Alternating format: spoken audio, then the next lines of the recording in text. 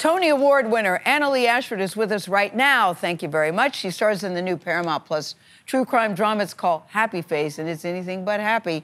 It is inspired by the real-life story of a woman, her name is Melissa Moore, who discovered as a teenager that her father is the serial killer known as the Happy Face Killer. In this clip, adult Melissa and a producer from a true crime show that she works for visit her father in prison. He, by the way, is played by Dennis Quaid. It's the first time she has seen him in about 15 years. Mr. Jesperson, you promised you would tell us about the 9th victim, the Jane Doe. We're ready to record whatever you have to say, but you need to sign the release first. I've already told Ivy that this whole thing is just a lie to get me here, so. I wish.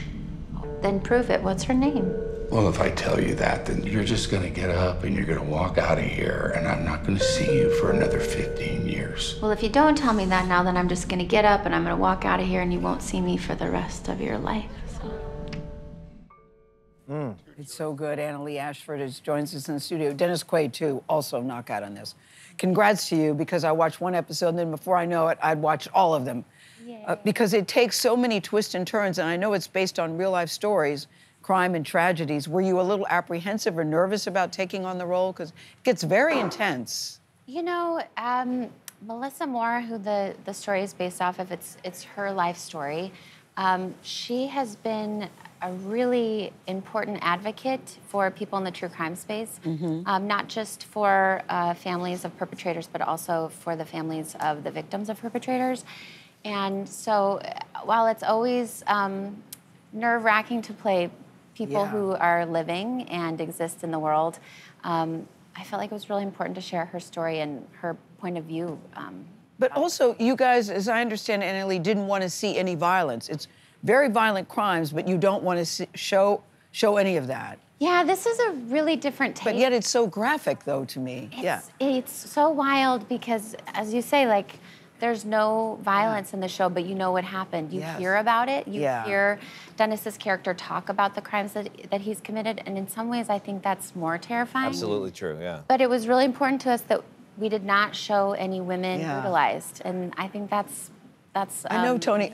I didn't think about it. It shows the power of the written word, because I said, no, there was a lot of violence, and then when you point out, it's because of the way it's written. But it's in your mind. And speaking of written word, in the show, your character keeps letters that her father sent her from prison.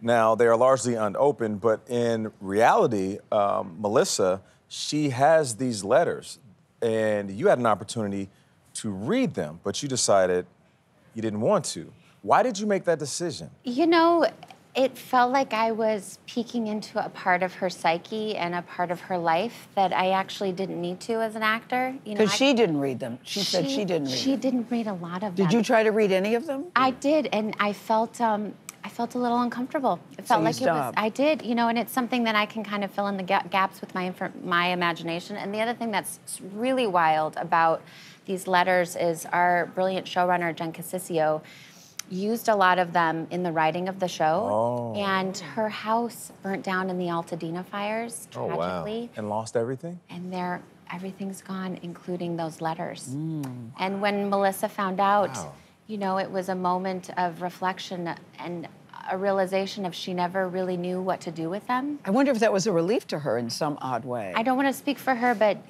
I think that was absolutely a relief. You know, she didn't have to question. There wasn't another thread of her, you know, inner turmoil and conflict that has just been, you know, will continue until the end of her life. Another way that you had access to building this character is Melissa was a makeup artist. You've had makeup put on, obviously, professionally, but you've also done your own makeup in all different stages of your career. Was there some part of your experience with the makeup world that helped you portray a character who is a makeup artist? Well, I put on my first pair of eyelashes when I was like 8 years old, so I love makeup. I love RuPaul's Drag Race. It's one of my favorite shows, so I love to paint, and I love painting a face. I love to have my face painted. My makeup artist is always like one of my best friends. My makeup artist here today, she's been one of my dearest friends for 20 years, so. She did a great job, but she has a great canvas. What's your relationship with you and Melissa? How was that on set? And we should say the Happy Face Killer is still in jail. And Melissa is an executive producer as well. Yeah. Which has been so incredibly helpful to us in the making of the show, not just her story, but also her advocacy work in the true crime space and helping us understand the true crime machine. She really helped us keep from re-traumatizing the victims who are involved in this crime and the victim's family. And that is something that is important in these true crime shows. We often forget that the families of the victims are re-traumatized by the telling of the story. Bravo, Annaleigh Ashford. We thank you so much for coming.